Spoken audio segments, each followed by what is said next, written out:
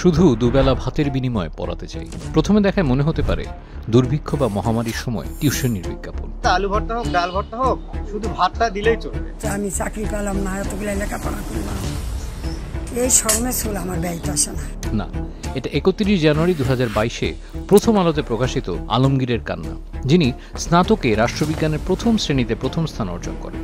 মেধা তালিকায় দেশসেরা আলমগীর স্নাতকোত্তর পরীক্ষার ফলাফলেও পান দ্বিতীয় স্থান।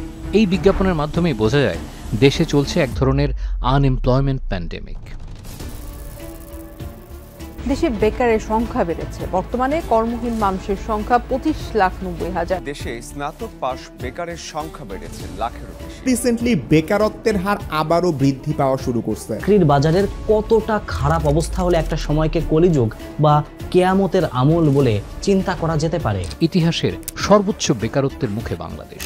এশিয়ায় উচ্চশিক্ষিত বেকারত্বে বাংলাদেশ দ্বিতীয়। 8 বছরের মধ্যে সবচেয়ে বেকারত্ব। এরকম নিউজ প্রতিদিন প্রতিনিয়ত খবরের কাগজ, ফেসবুক কিংবা ইউটিউব খুললেই যেন এই বেকারত্বের আহাজারি চোখে পড়ে।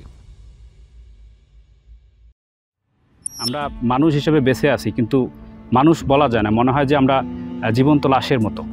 একে তো বয়সের সীমাবদ্ধতার কারণে আমি আর আশা নিয়ে বাঁচতে পারছি না যে আমার সামনে পড়াশোনা করব, করে কোনো একটা এটা হয়নি অন্যটা হবে, এরকমও হচ্ছে না। একাধিক পরীক্ষা, তার উপর হচ্ছে করাপশনের কারণে প্রশ্ন আউট হচ্ছে। বিভিন্ন কারণে আমি আসলে অনেক হতাশ হয়ে সুইসাইড করার অ্যাটেম্প্ট করেছিলাম। আসলে খুব বিষণ্ণ। আমি এখন ডাক্তারের সাথে কনসাল্ট করে ওষুধ নিচ্ছি। আমি আসলে ডিপ্রেশনের ওষুধ খেয়ে আসলে শুধু ঘুমোচ্ছি। আমি গত 1 বছর বাড়িতে যাই নাই। বিয়ে কবে হবে, চাকরি কবে হবে, শুধু এই প্রশ্ন দুটার উত্তর দেবো না বলে কারাচি প্রায় 3-4 বছরের মতো হচ্ছে। 2 বছর আগে পড়াশোনা শেষ হয়েছে, এখন পর্যন্ত আমরা কোথাও চাকরি পাইনি। আমার পর্যন্ত আমার জন্য টাকা আরেকজনের কাছ থেকে এনে দিচ্ছে। আমাদের তো বয়স হয়ে যাচ্ছে, আমরা একটা এক্সাম পাচ্ছি না। দীর্ঘ সময় ধরে যে আমি বেকার থাকছি, এটার কারণে এক ধরনের হীনমন্যতা বোধ কাজ করছে, এক ধরনের ভয় কাজ করছে। এজ চলে যাচ্ছে চাকরি খুঁজতে আমার আসে নাই, তখন অনেক হতাশ হয়ে পড়ি। আনএমপ্লয়েড, ইনকাম ছাড়া মানুষ, সে শিক্ষিত, খুবই স্যাড। আমি খুবই ডিপ্রেশন কাজ করে আমার মধ্যে। কেউ কখনো সার্টিফিকেট পুড়িয়ে ফেলে, কেউ ছিঁড়ে ফেলে সার্টিফিকেট, আবার কেউ দুধে ভিজিয়ে গোসল করায়। বেকারত্বের হতাশায় এমন পরিস্থিতিতে আত্মহত্যার ঘটনাও ঘটছে অহরহ। ব্যক্তিগত ডায়েরিতে সুইসাইড নোট লিখে প্রাণ দিলেন ময়মনসিংহ ইঞ্জিনিয়ারিং কলেজের শিক্ষার্থী ধ্রুবজিৎ। আবার পিয়ন পদেও উচ্চশিক্ষিতদের আশঙ্কাজনক ভিড়। আবেদনের জন্য যোগ্যতা এসএসসি পাশ হলেও 300টি আবেদনের মধ্যে 250 জনেরও বেশি স্নাতকোত্তর ডিগ্রিধারী। এটা একটা 19তম গ্রেডের চাকরি ছিল। বলে রাখা ভালো, 19তম গ্রেডের চাকরির মান 8,250 থেকে 20,010 টাকা। প্রথম আলোতে 2008 সালে কাজের সঙ্গে শিক্ষার সংযোগ বাড়াতে হবে শিরোনামে একটা নিউজ করা হয়। সেখানে দেখা যায় রেলওয়েতে 2 ধাপে 2172 ওয়েম্যান নিয়োগ দেয়া হয়। ওয়েম্যান পদের মূল কাজ রেলপথ পরিষ্কার পরিচ্ছন্ন রাখা। এটার পদও কিন্তু 4র্থ শ্রেণীর, অর্থাৎ এটাও 19তম গ্রেডের একটা চাকরি। লিখিত ও মৌখিক পরীক্ষার ধাপ পেরিয়ে যারা এই পদে চাকরি পেয়েছেন তাদের সবার শিক্ষাগত যোগ্যতা স্নাতকোত্তর ডিগ্রি। চাকরির বাজারের অবস্থা এতটাই নাজুক যে দেশের সর্বোচ্চ শিক্ষা প্রতিষ্ঠান থেকে বের হয়েও অনেক তরুণ চাকরি নিয়ে শঙ্কায় থাকেন। 10ম গ্রেডের চাকরির জন্য তাদের রাস্তায় নামতে হয়। আর অন্যদিকে ডিপ্লোমাধারীরা বলে, জান দেব কিন্তু 10ম গ্রেড দেব না। এই স্লোগান থেকে বোঝা যায় শুধুমাত্র একটা চাকরির জন্য বর্তমান প্রজন্ম কতটা ডেসপারেট। এই পর্যন্ত আপনারা অনেকেই হয়তোবা শতাধিক ইন্টারভিউ দিয়ে ফেলেছেন। চারপাশের লোকজন আপনাকে নিয়ে নানা রকম কথা বলছে। সমাজ থেকে আসতেই থাকে একের পর এক চাপ। আপনি ছেলে হলে পরিবারের দায়িত্ব কাঁধে নেওয়ার কথা শোনানো হয়, আর আপনি মেয়ে হলে বিয়ের বয়স পেরিয়ে যাচ্ছে, এই প্রেশার তো আছেই। আজকের ভিডিও দেখার পর আপনার সাথে দুটো ঘটনা ঘটতে পারে। নাম্বার 1, আপনার খুবই ফ্রাস্ট্রেটেড লাগবে, এটা বুঝে যে আপনি একটা ট্র্যাপের মধ্যে আটকে আছেন, যেটা থেকে বের হওয়ার সুযোগ এখন আর নেই। অথবা আপনি বুঝতে পারবেন আপনি একটা ট্র্যাপের মধ্যে আছেন, এবং এটা যখন বুঝতে পারবেন তখনই এটা থেকে বের হওয়ার উপায় খুঁজতে পারবেন। শিক্ষিত বেকার, সোনার হরিণ সরকারি চাকরি, এডুকেশন অ্যান্ড জব মার্কেটের বিশাল ফারাক, মামা চাচা ফ্যাক্টর, স্টুডেন্ট পলিটিক্স এবং স্কিল ইস্যু নিয়ে আজকের এই ডকুমেন্টারি। এই যে এত প্রবলেম দেখে মনের অজান্তেই বলে উঠি, আবার কখনো মনে হয় এটিএম শামসুজ্জামানের বাবা হয়ে ছেলেকে দেয়া সেই উপদেশটি হয়তোবা ঠিক ছিল। স্কুলে যাইতাছো বাবা, তোমার স্কুলে পাঠাইবার আমার একটাই কারণ, লেখাপড়া শিক্ষা। আমার এই ব্যাগ ভইরার টাকা আইনা দিবা পারবা তো বাবা? না, আমার এই বইতে লেখা আছে টাকা পয়সার উপর কোনো লোভ করতে নেই। এই বই পড়লে তুই ফকির হয়ে যাবি। ভালো লাগলে একটা লাইক দিয়ে সাবস্ক্রাইব করে রাখতে পারেন।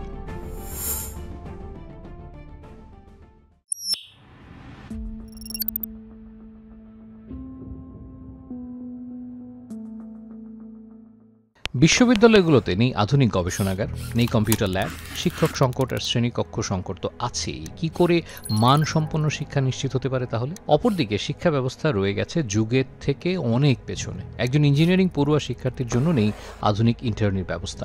মেডিকেলে পড়া শেষ করে মুখস্থ করতে হয় রবীন্দ্রনাথ কতটা কাব্য রচনা করেছেন, বঙ্কিমচন্দ্রের জন্ম কত সালে। তাহলে চরম নীতি বিরোধী শিক্ষা ব্যবস্থা কি করে বেকারত্বের হার কমাবে? একাডেমিক পড়ায় সময় বেশি দিলে চাকরির প্রস্তুতি হয় না, আবার চাকরির প্রস্তুতি নিলে একাডেমিক পড়াশোনা হয় না। এই যেন এক উভয় সংকট। শিক্ষার্থীরা যাবে কোথায়? একাডেমিক রেজাল্ট ভালো করে চাকরি পাওয়া যায় না, কারণ শিক্ষা ব্যবস্থার সাথে মিল রেখে কর্মসংস্থান নেই বা করা হয়নি। চাকরির বাজারের পড়া বাংলা, ইংরেজি আর সাধারণ জ্ঞান দিয়ে আটকে দেওয়া হয়েছে। 5 বছর একাডেমিক পড়া শেষ করে আবার চাকরির পড়া পড়তে গিয়ে বয়স শেষ। এভাবেই তৈরি হচ্ছে শিক্ষিত বেকার। ঢাকা বিশ্ববিদ্যালয় থেকে 2015 সালে বাংলা বিভাগে স্নাতকোত্তর সম্পন্ন করেছেন সোহান্না। দেশের সেরা বিদ্যাপীঠ থেকে উচ্চশিক্ষা গ্রহণের 4 বছরেও তার ভাগ্যে জোটেনি চাকরি নামের সোনার হরিণটি। ইতিমধ্যে সরকারি বেসরকারি বিভিন্ন প্রতিষ্ঠানে অসংখ্যবার লিখিত মৌখিক পরীক্ষায় অংশ নিয়েছেন, কিন্তু প্রতিবারই কোনো না কোনো কারণে হয়েছেন ব্যর্থ। শুধু সোহান নয়, দেশের বিরাট একটি উচ্চশিক্ষিত তরুণ জনগোষ্ঠীর চিত্র এটি। প্রতি বছর সরকারি বেসরকারি বিশ্ববিদ্যালয় ও কলেজ থেকে সনদ নিয়ে বেকারত্বের বোঝা বয়ে ঘুরছেন দেশের লাখ লাখ উচ্চশিক্ষিত তরুণ তরুণী। পড়াশোনা শেষ করে একটাই চিন্তা, পড়াশোনা শেষ তো করলাম, কিন্তু এখন আমি কি করব? এই প্রশ্নটা শুধুমাত্র আপনার আমার একার না, টারশিয়ারি লেভেলের পড়াশোনার গণ্ডি পেরোনো আমার আপনার মতো লক্ষ লক্ষ শিক্ষিত বেকারের।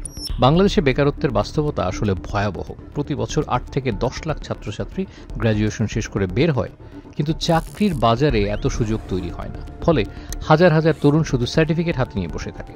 আবার এইদিকে প্রতি 3 জন বেকারের একজন স্নাতক, 8 বছরের শিক্ষিত বেকার দ্বিগুণ। দেশে বর্তমানে বেকারের সংখ্যা 62.5 লাখ।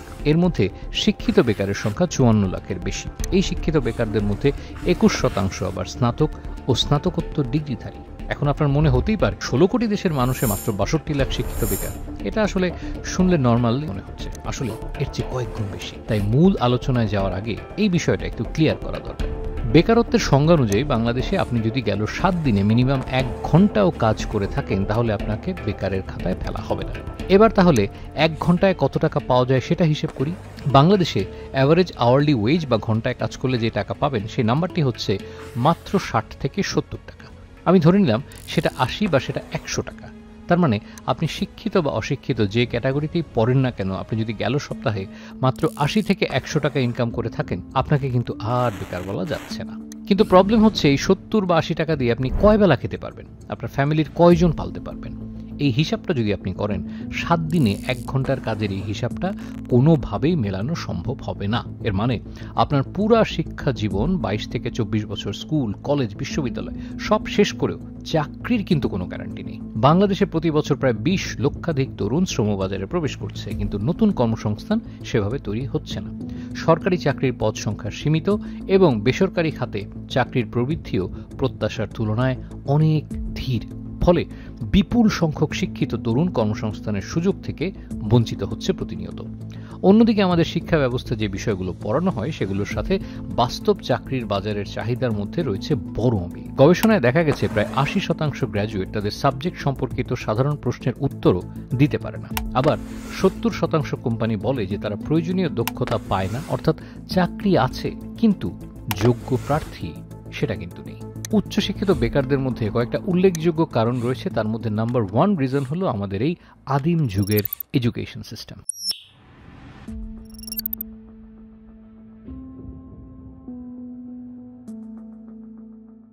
একটা ছেলে স্কুল কলেজে 10 থেকে 12টা বছর লেখাপড়া করে। বিশ্ববিদ্যালয়ে ব্যাচেলর ডিগ্রি সম্পন্ন করতে 3 থেকে 4 বছর সময় লাগে। মাস্টার্স 1 থেকে 2 বছর। সব মিলিয়ে 18 থেকে 20 বছরের পড়াশোনা করেও 18 থেকে 20,000 টাকার চাকরি ম্যানেজ করাটাও যেন জীবন যুদ্ধে জয়ী হওয়ার মতো একটা ব্যাপার। কিন্তু এমনটা তো হওয়ার কথা ছিল না। একটু ভেবে দেখুন, এত এত বছর পড়াশোনা, এত চাপ, এত খরচ, সবকিছুর মূলে এই আদিমকালের এডুকেশন সিস্টেম। চাকরির ইন্টারভিউতে গেলে প্রথমেই জিজ্ঞেস করা হয় তুমি কম্পিউটার জানো কিনা, কোনো কাজের অভিজ্ঞতা আছে কিনা। অর্থাৎ সার্টিফিকেট বা ডিগ্রি থাকলেই আর চাকরি পাওয়া যাচ্ছে না। এখন নিয়োগকর্তারা বাস্তব দক্ষতা আর কাজের অভিজ্ঞতাকেই বেশি গুরুত্ব দেন। কিন্তু এখানেই প্রশ্ন আসে, যদি সত্যি চাকরি পেতে কম্পিউটার জানা, টেকনিক্যাল স্কিল অর্জন করার, হাতে কলমে অভিজ্ঞতা থাকা জরুরি হয়, তবে কেন স্কুল কলেজে শিক্ষার্থীদের মাথায় কেবল বই চাপিয়ে দেওয়া হয়? কেন সময়ের বড় একটা অংশ এমন বিষয় মুখস্থ করতে বাধ্য করা হয় যেগুলোর সরাসরি ব্যবহার জীবনে একেবারেই নেই? অবশ্যই ইতিহাস, সাহিত্য, সংস্কৃতি জানাটা জরুরি, এগুলো মানুষকে পরিপূর্ণ করে তোলে, কিন্তু পাশাপাশি বাস্তবমুখী শিক্ষারও আরও বেশি দরকার। আজকের শ্রমবাজারে কম্পিউটার, ইংরেজি, যোগাযোগ দক্ষতা, টেকনিক্যাল স্কিল এবং ইন্টার্নশিপ বা প্র্যাকটিক্যাল অভিজ্ঞতাটা কিন্তু অপরিহার্য।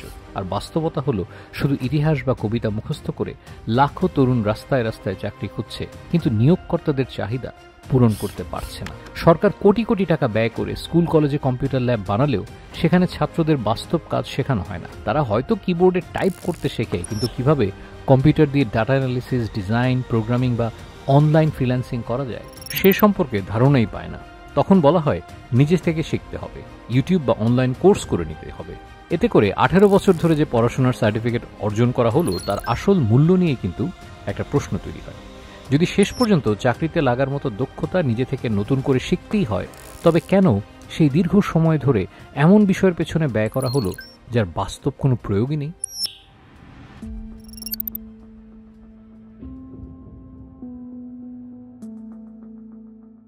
ছোটবেলা থেকেই সমাজ ও পরিবার আমাদের শিখিয়ে দেয় সফল হতে হলে ডাক্তার, ইঞ্জিনিয়ার বা সরকারি চাকরিজীবী হতে হবে। অন্য কিছু করার ইচ্ছে প্রকাশ করলে তাকে পাগল ভাবা হয়। ফলে কোটি কোটি তরুণ নিজের প্যাশন খুঁজে না পেয়ে ভোগে হতাশায়। আর যাদের প্রতিভা আছে তারাও প্রায়শই দেশ ছেড়ে বিদেশ চলে যায়। এই ব্যবস্থার শেকড় কিন্তু অনেক পুরনো। স্বাধীনতার এত বছর পরও আমাদের শিক্ষা ব্যবস্থা মূলত সেই পুরনো ঔপনিবেশিক কাঠামোর ভেতরেই চলছে। এই বিষয়ে আমি এই ভিডিওতে ডিটেল আলোচনা করেছি। আমাদের শিক্ষা ব্যবস্থা এখনও পুরোপুরি টুলস বেসড। এখানে ছাত্রদের সমস্যা সমাধান বা সৃজনশীল চিন্তা শেখানো হয় না। শিক্ষক যা জানেন তার বাইরে কিছু লিখলে বা আঁকলেই দেয়া হয় শাস্তি। ফলে ছাত্ররা পরীক্ষায় শিক্ষকের জ্ঞানের বাইরে কিছু ভাবতে সাহসই করে না। ফলাফল হচ্ছে আমরা 12 বছর ধরে ইংরেজি গ্রামার পড়ি, বই মুখস্থ করি, অথচ 2 লাইন ইংরেজিতে কথা বলতে পারি না। ফিজিক্সে ভার্নিয়ার স্কেল শিখি, কিন্তু বাস্তবে সেটি দিয়ে কিভাবে মাপা হয় আজও জানি না। এভাবেই আমাদের শিক্ষা শুধু তথ্য ঠেসে দেওয়ার মধ্যেই সীমাবদ্ধ। গত 20 বছরে এই ব্যবস্থার সবচেয়ে বেশি ক্ষতি হয়েছে, যার প্রভাব জেনারেশনাল। এক প্রজন্ম বাজে শিক্ষা পেলে তার পরবর্তী প্রজন্ম একইভাবেই ক্ষতিগ্রস্ত হবে। স্যার কেইন রবিনসন এক টেড টকে মানুষের বিকাশের জন্য মূলত 3টি উপাদানের কথা বলেছিলেন। দুর্ভাগ্যবশত আমাদের শিক্ষা ব্যবস্থা এই 3টে উপাদানকেই দাবিয়ে রেখেছে। The first is this, that human beings are naturally different and diverse. মানুষ প্রকৃতিগতভাবে একে অপরের থেকে আলাদা। প্রতিটি বাচ্চার চাহিদা আলাদা, দক্ষতা, আগ্রহ আলাদা। কেউ ম্যাথমেটিক্সে ভালো, কেউ লিটারেচার, আবার কেউ প্রবলেম সলভিংয়ে। আমাদের শিক্ষা ব্যবস্থা এখন স্টেম সাবজেক্ট মানে সায়েন্স, টেকনোলজি, ইঞ্জিনিয়ারিং, ম্যাথমেটিক্স বেশি ফোকাসড। তাই দেখবেন সবাই সায়েন্স নিয়ে পড়তে চায়। সায়েন্সকে হায়ারার্কিতে সবার উপরে ধরা হয়, তারপর কমার্স এক কোনায় পড়ে থাকে বেচারা arts. The second principle that drives human life and flourishing is curiosity. If you can light the spark of curiosity in a child, they will learn without any further assistance very often. মানুষ প্রকৃতিগতভাবে curious. কৌতূহল থাকাতেই মানুষ গুহা থেকে বের হয়েছে, চাঁদে পা রেখেছে। অথচ আমাদের শিক্ষা ব্যবস্থা শিক্ষার্থীদের কিউরিওসিটি ধ্বংস করে দেয়। শিক্ষক, শিক্ষার্থী সবাই একটা রুটিন অ্যালগোরিদম ফলো করে, এর বাইরে কিচ্ছু করার সুযোগ নেই বললেই চলে। বেশিরভাগ শিক্ষক শিক্ষার্থীদের মধ্যে জানার আগ্রহ জাগান না, শুধু ইনফরমেশন ট্রান্সফার করেন। শুনতে খারাপ লাগতে পারে, কিন্তু বাংলাদেশের অনেক শিক্ষক জানেনই না কিভাবে পড়াতে হয়। তারা নিজেরাও একই সিস্টেমের মধ্য দিয়ে বড় হয়েছেন এবং ধরে নেন এটাই নিয়ম। অনেক সরকারি প্রতিষ্ঠানে তো শিক্ষক ঠিকমতো ক্লাসেই আসেন না। সেখানে 2 শিফটে ক্লাস হওয়ার কথা, সেখানে 1 শিফটে চলছে। যেখানে 2 জন শিক্ষক থাকার কথা, সেখানে একজনই পুরো class সামলাচ্ছেন। And the third principle is this, that human life is inherently creative. It's why we all have different resumes. We create our lives and we can recreate them as we go through them. It's the common currency of being a human being. মানুষ কিন্তু জন্মগতভাবেই creative, কিন্তু আমাদের শিক্ষা ব্যবস্থা creativity ধ্বংস করে দিয়েছে। বয়স বাড়ার সাথে সাথে আপনার সৃজনশীলতা গেছে কমে, কারণ এর সঠিক মূল্যায়ন হয় না। মুখস্থ নির্ভর সংস্কৃতির কারণে একটা কালচার অফ স্ট্যান্ডার্ডাইজেশন তৈরি হয়েছে, যার বাইরে কোনো কিছু করতে গেলেই আপনি ভুল। মানব জীবন বিকাশের এই 3টি পথ যখন শিক্ষা ব্যবস্থা বন্ধ করে দেয়, তখন সেটা জেলের থেকে কিছু একটা কম নয়। এর ওপরে মরার উপর খাড়ার ঘা হলো বাংলাদেশের শিক্ষা এখন একটা ব্যবসা। তো তারা যখন ক্লাসে পড়ায় তখন তারা সেটা মাথায় রেখেই অনেক তত কোয়ালিটি এডুকেশন আমাদের দেয় না, যার কারণে আমাদের কোচিং করতে হয়। ক্লাসে সেইভাবে আসলে পড়াশোনাটা অ্যাডমিশন কেন্দ্রিক বলেন বা উচ্চ মাধ্যমিক কেন্দ্রিক বলেন, এটা হয় না। কাউকে শেখানোর সময় নেই, শুধু টাকা পেলেই হচ্ছে। স্কুলে কোচিং বাধ্যতামূলক, প্রতি মাসে পরীক্ষা নিয়ে কোচিং ফি আদায় করা হচ্ছে। এই মানুষের বিকাশের জন্য 3টি মূল উপাদান না থাকা আমাদের অর্থনীতি ও সমাজে স্পষ্ট। এর মূল কারণ হলো শিক্ষা ব্যবস্থার ভঙ্গুরতা।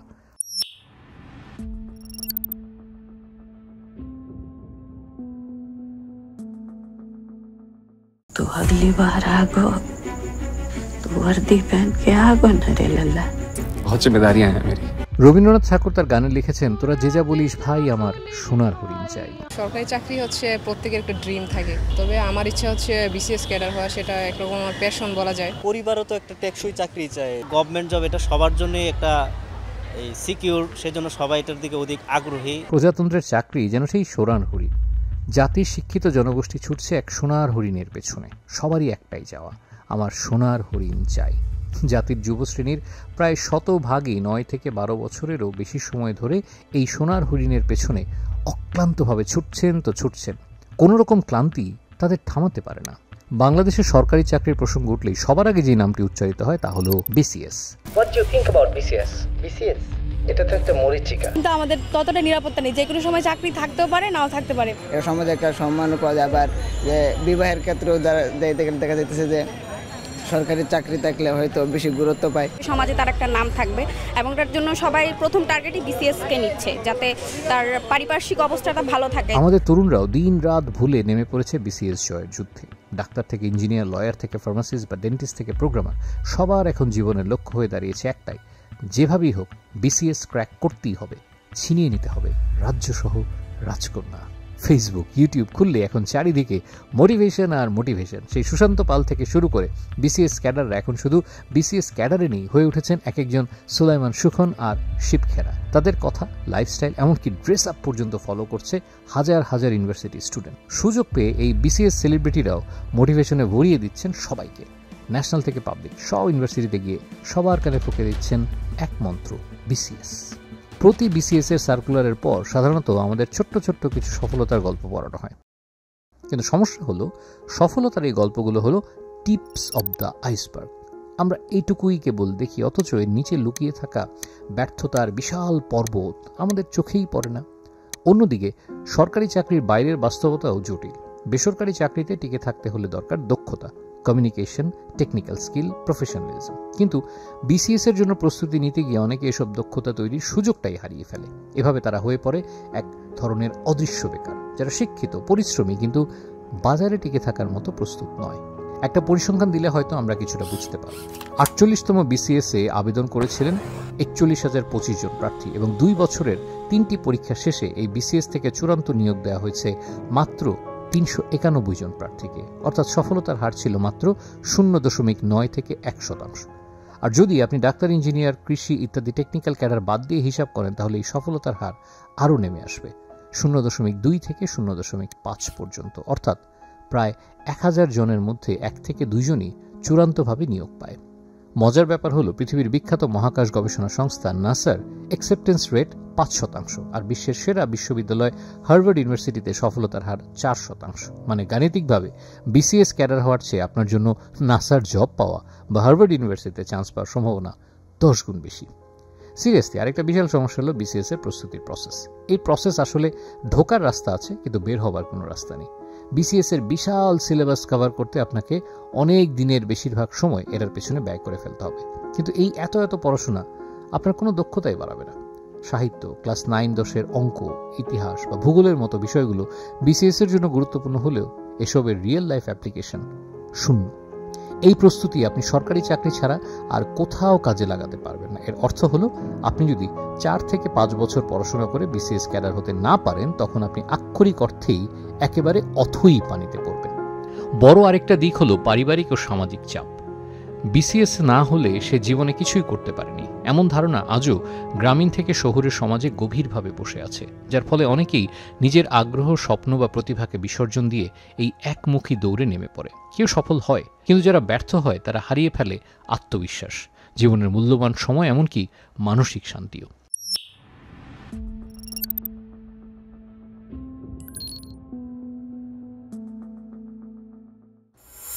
ডিগ্রি আছে, চাকরি নেই। ডিগ্রির ইউটিলিটি কমতেছে, এবং ডিগ্রি ইউটিলিটি আগে যে রেটে কমতেছিল এখন তার থেকে অনেক ফাস্টার রেটে কমতেছে। There's no need even to have a college degree. पर रियलिटी है कि टाइम वेस्ट हो रहा है college. My personal suggestion is class में बैठे बैठे ना और कुछ स्किल को ডিগ্রি কিনতে টাকা লাগে, ইউনিভার্সিটির জন্য এটা একটা ব্যবসা তো, রাইট? এই বাক্যটি আজকাল আমাদের দেশের শিক্ষিত তরুণদের বাস্তব প্রতিচ্ছবি হয়ে দাঁড়িয়েছে।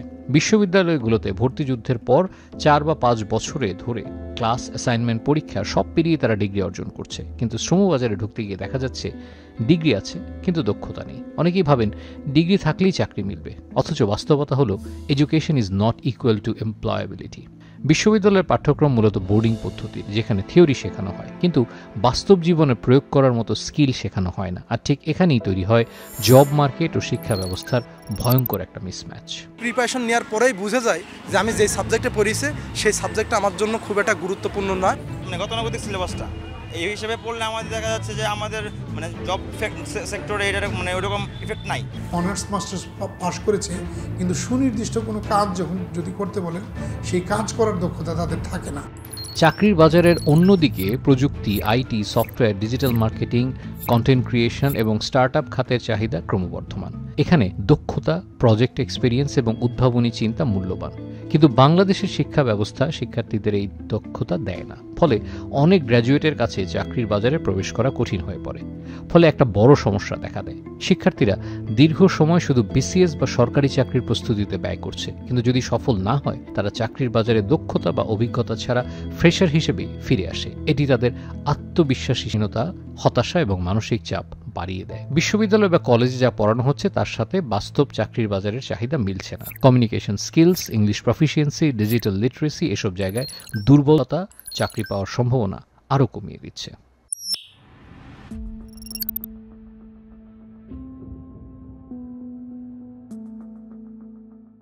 দেখা হচ্ছে কি দেখা যাচ্ছে রিটার্নে টিকতেছি, কিন্তু একটা পর্যায়ে এসে বলে কি আপনার কি রেফারেন্স কেউ আছে এখানে? কারো আত্মীয় স্বজন থাকলে যিনি ক্ষমতাবান তাদের হয়ে যায়, তাদের যে যে যে শিক্ষাগত যোগ্যতা সেটা উপযুক্ত না হলেও, পরীক্ষা তো দূরের কথা, ওঠা না হলেও অনেক জায়গায় হয়ে যাচ্ছে বলে আমরা লক্ষ্য করছি। বাংলাদেশের চাকরির বাজারে সরকারি ও প্রাতিষ্ঠানিক নানা সমস্যার কারণে কর্মসংস্থানের সুযোগ সীমিত হয়ে পড়ছে। এর মধ্যে সবচেয়ে বড় সমস্যা হল দুর্নীতি।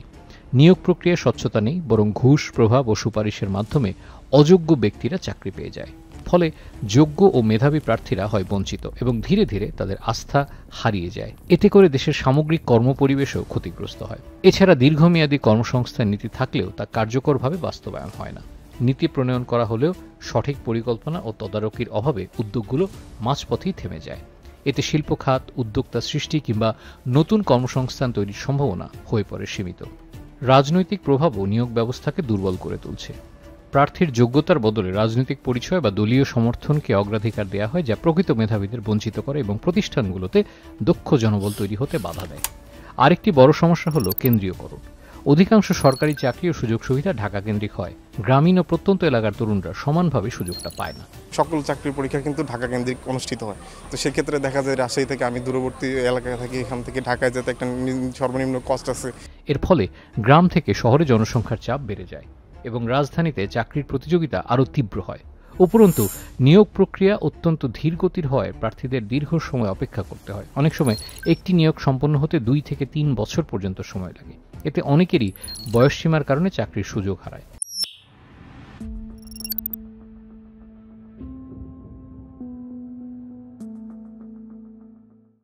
আসলে আপনি যেহেতু এই পর্যন্ত এসেছেন, হয়তো এতক্ষণ ধরে বিষয়টা বুঝতে পেরেছেন। আপনার করণীয় কি? কোনো প্রস্তুতি বা লক্ষ্য বাস্তবে পৌঁছতে প্রায় 3 থেকে 4 বছর সময় লাগতে পারে এবং এই সময় অনেক তরুণের মূল্যবান সময় অপচয় হয়। এর অন্যতম প্রধান কারণ হলো সুস্পষ্ট পরিকল্পনার অভাব। আপনি যদি সরকারি চাকরির প্রিপারেশন নিচ্ছেন, আমি বিশেষভাবে বিসিএস বা অন্যান্য কম্পিটিটিভ এক্সামের কথা বলছি না, সাধারণ কোনো সরকারি পদের জন্যই বলছি, তাহলে আপনার উচিত আপনার কারেন্ট সিচুয়েশন সম্পর্কে ক্লিয়ার অ্যাওয়ারনেস থাকা। ভাবুন আপনার কাছে কোন স্কিলস আছে, আপনি কি ধরনের কন্টেন্ট কনজিউম করছেন, কোন বই পড়ছেন, আর আপনার নলেজ ও স্কিল গ্রো করার জন্য কতটা সময় বা এফোর্ট ইনভেস্ট করছেন। সরকারি চাকরির প্রিপারেশন করা কোনোভাবে খারাপ নয়, কিন্তু নিজে নিজেই মূল্যায়ন করা জরুরি বর্তমানে আপনি কোন স্কিলস অর্জন করছেন, কিভাবে নিজেকে ইমপ্রুভ করছেন, যেন 27-28 বছর বয়সে এসে হঠাৎ করে মনে না হয় আমি শুধু ফ্রেশ, এখন কি করব। সময় মতো বিভিন্ন দক্ষতায় হাত পাকালে আপনার মার্কেট ভ্যালু বাড়বে আর লেটার কোনো স্কিল গ্যাপ বা অর্থ সংকটের মুখোমুখি হতে হবে না। এমন উদাহরণ আমরা দেখি যেখানে হাই কোয়ালিফাইড ব্যাচেলর বা মাস্টার শেষ করা তরুণীরা প্রয়োজনীয় টেকনিক্যাল বা প্রফেশনাল স্কিল না অর্জন করার পরে ক্ষতিগ্রস্ত হন। অনেকেই যে কোনো সরকারি পদ পেলে সেটাকেই শেষ সলিউশন মনে করতে শুরু করেন, অথচ বাস্তবে বিশ্বের দ্রুত পরিবর্তনশীল টেকনোলজি যেমন machine learning, artificial intelligence, digital content, digital marketing ইত্যাদি এখন অর্থনীতি ও চাকরির ক্ষেত্রে মেজর ইম্প্যাক্ট ফেলছে। এসব বিষয়ে অ্যাওয়ারনেস ও স্কিল থাকলে আপনি নিজের জন্য অনেক নতুন অপরচুনিটিস তৈরি করতে পারবেন। আমি এও বলছি না যে পুরো ক্যারিয়ারই বদলাতে হবে, বরং ছোটখাটো পার্ট টাইম বা সাইড স্কিল শেখা অনেক ক্ষেত্রে শিক্ষাগত অর্জনকে সাপোর্ট করে এবং আপনাকে ফ্যামিলি সাপোর্টের উপরও কম নির্ভরশীল আরও সেলফ রিলায়েন্ট করে তুলতে পারে। তাই নিজেকে মূল্যায়ন করুন, আপনি এখন কোথায় আছেন, ফ্যামিলি সিচুয়েশন কেমন, ভবিষ্যতে আপনার গোল কি, এই সব বিষয়ে চিন্তা করে ক্লিয়ার লং টার্ম সিদ্ধান্ত নিন। না হলে বারবার এবার না হলে পরের বার টাইপের অনির্দিষ্ট প্র্যাকটিসের সময় নষ্ট হবে। এটি বন্ধ করে একটি ওয়েল স্ট্রাকচার্ড সিদ্ধান্ত নিন। সরকারকেও এখানে পলিসি রিভিশন ও রিয়েলিস্টিক ম্যানেজমেন্টের দিকে নজর দেওয়া উচিত। উদাহরণস্বরূপ, যে প্রার্থীরা ইন্টারভিউ পর্যায়ে পৌঁছেছেন তাদের জন্য এমন একটি সিস্টেম থাকা দরকার যাতে ইন্টারভিউ ফেল হলে পুরো প্রিলিমিনারি স্টেজের ফিরে যেতে না হয়। বর্তমানে অনেক ক্ষেত্রে এই জন্য প্রার্থী দীর্ঘ প্রিপারেশন ও সিগনিফিকেন্ট রিসোর্স যেমন টিউশন, কোচিং, ট্রাভেল, বই খরচ ব্যয় করার পরও শুধুমাত্র ইন্টারভিউ ফেল হলে আবার পুরো প্রিলিটা দিতে হয়। এটি অনেকের জন্যই টাইম ও মোটিভেশনের বড় ক্ষতি। এক্ষেত্রে একটি অল্টারনেটিভ প্যাথ বা রি-এভলিউশন সিস্টেম কার্যকর হতে পারে, যেমন ইন্টারভিউ পর্যন্ত পৌঁছানোকে এক ধরনের অ্যাচিভমেন্ট হিসেবে ধরা এবং ইন্টারভিউ ফেল হওয়া প্রার্থীদের জন্য শর্ট ট্র্যাক রি-অ্যাসেসমেন্ট বা স্কিল বেসড এভলিউশন রাখা। নির্দিষ্ট ক্ষেত্রে ইন্টারভিউ ফেল হলেও পার্শিয়ালি কোয়ালিফাইড ধরে রাখা, যাতে তারা নির্দিষ্ট স্কিল বা নলেজ অনুযায়ী অন্য পাবলিক সেক্টর অপরচুনিটিসে অংশ নিতে পারে।